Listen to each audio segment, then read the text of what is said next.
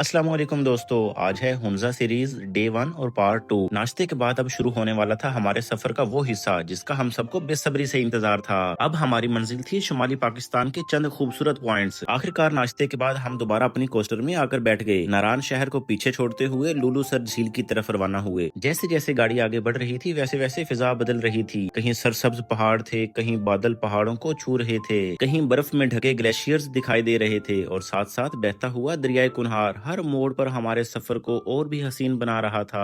कभी दाईं तरफ नजर आता तो कभी बाईं तरफ नजर आता। इसका नीला पानी मुसलसल दिल को अपनी तरफ खींच रहा था। रास्ते में कई खूबसूरत आबशारें भी आईं, जिनमें एक जगह पर 3 तहों में गिरती हुई आबशार का मंजर वाकई ही हैरान कुन था। वापसी पर यहाँ रुकने का प्लान था, इसलिए फिलहाल सिर्फ इन हसीन मनाजिर को अपने कैमरे की आंख में कैद करते हुए आगे गुजर रहे थे। बुलंदी बढ़ती जा रही थी, मौसम ठंडा होता जा रहा था। आखिरकार हम पहुंच गए लुलू सर लेक। जरा चेक करें इस झील की खूबसूरती को। अल्फाज शायद इस झील की खूबसूरती को बयान ही नहीं कर सकते। साफ पानी, चारों तरफ बुलंद पहाड़, हल्की ठंडी हवा और ऐसा सुकून कि जैसे वक्त चंद लम्हों के लिए रुक गया हो। पानी में आसमान और पहाड़ों का अक्स मिलकर एक ऐसा मंजर बना रहे थे कि नजरें हटाने को दिल ही नहीं कर रहा था। यहाँ हमने खूब वीडियोस और तस्वीर बनाई। कुछ देर झील के किनारे बैठकर ठंडे पानी में अपने पाँव डाल दिए। सफर की सारी थकन जैसे इसी पानी के साथ बहती चली गई। तकरीबन आधा पौना घंटा यहाँ पर रुके और उसके बाद हम अपने अगले पॉइंट की तरफ चल दिए। और हमारा अगला पॉइंट था बाबूसर टॉप। अब रास्ता मजीद बुलंद होना शुरू हो गया था। सब्ज मैदानों में चरने वाले जानवर, दूर दूर तक फैली हुई कुदरत की खूबसूरती, बर्फ पोश चोटियां मुसलसल हमारे साथ थीं। और फिर आखिरकार हम पहुंच गए बाबूसर टॉप। जैसे ही गाड़ी से नीचे उतरे तो कुदरत ने एक ऐसा तोहफा दिया जिसकी हमें बिल्कुल तवक्को नहीं थी। अचानक हल्की हल्की बर्फबारी शुरू हो गई। पंजाब की शदीद गर्मी से निकलकर चंद घंटों में बर्फबारी में खड़ा होना, ये एहसास लफ्जों में नहीं बयान किया जा सकता। हमें तो इस मौसम का अंदाजा ही नहीं था, इसलिए जैकेट्स तो हम लेकर ही नहीं आए थे। अब ठंड भी लग रही थी, लेकिन इस लम्हे की खुशी ने हर एहसास को पीछे छोड़ दिया। हमने खूब बर्फबारी को एंजॉय किया, ढेरों तस्वीर बनाई, वीडियोस रिकॉर्ड की और इस यादगार लम्हे को हमेशा के लिए अपने साथ महफूज किया। सर्दी कुछ ज्यादा महसूस होने लगी तो साथ ही समोसे और पकोड़े बन रहे थे।